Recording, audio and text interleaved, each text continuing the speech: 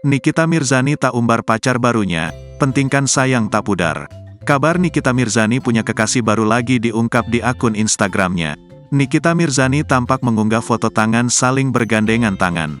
Bahkan, Nikita Mirzani pun kini mengganti foto profil Instagram miliknya dengan potret tersebut. Sontak, hal tersebut yang membuat publik menduga bahwa Nikita bak mengisyaratkan dirinya sudah memiliki pacar yang baru. Kendati demikian, wanita berusia 37 tahun itu sepertinya masih enggan untuk membongkar identitas pasangannya kali ini ke publik.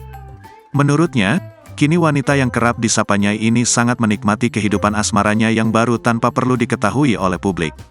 Nikita menganggap bahwa tak mengumbar kehidupan pribadinya di publik membuatnya lebih nyaman.